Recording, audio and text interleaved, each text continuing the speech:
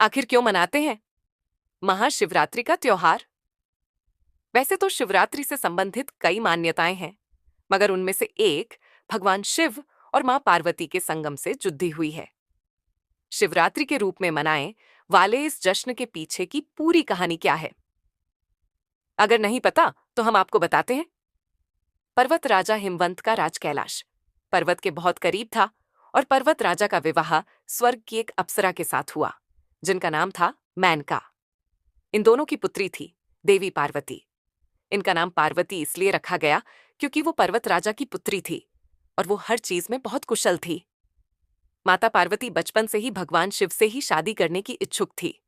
पिता हिमवंत की लाख कोशिशों के बावजूद भी उन्होंने अपना फैसला नहीं बदला। आखिरकार हिमवंत पार्वती को भगवान शिव के पास ले गए और उन्हें कहा कि अब से पार्वती आपकी सेवा करेगी। उस दिन से पार्वती उनकी सेवा करने लगी और उन्हें प्रसन्न करने का प्रयास करने लगी। भगवान ब्रह्मा इसके बारे में सब जानते थे, इसलिए उन्होंने शिव के दिल में पार्वती के लिए प्रेम जगाने की खातिर उन्होंने प्रेम के भगवान को शिव जी के पास कैलाश भेजा। वहां वो देखते हैं कि शिव जी ध्यान मग्न हैं। प्रेम के भगवान को अपना दिया हुआ कार्य भी पूरा करना था, इसीलिए जिस समय पार्वती शिव जी पूजा कर रही थी, उन्होंने उन पर प्रेम का बाण चला दिया। गुस्सा में शिव जी ने अपनी तीसरी आंख खोल दी और आग से प्रेम देवता भस्म हो गए।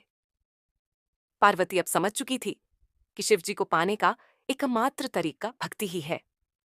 उन्होंने तय कर लिया कि कठिन तपस्या करके वो शिव जी को खुश करके रहेंगी। एक दिन उस रास्ते से एक आर्षी गुजर रहे थे।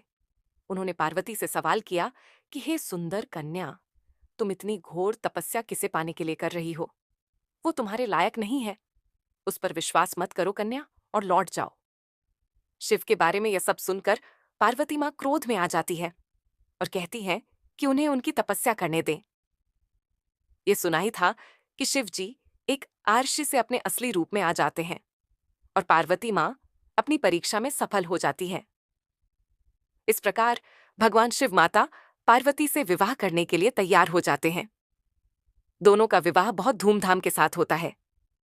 फिर सभी देवता शिव जी से आग्रह करते हैं कि वो प्रेम के देवता को दोबारा जीवन प्रदान करें। वो ब्रह्मा जी द्वारा दिए गए कार्य को पूरा कर रहे थे। इस तरह प्रेम के देवता को जीवनदान मिल जाता है।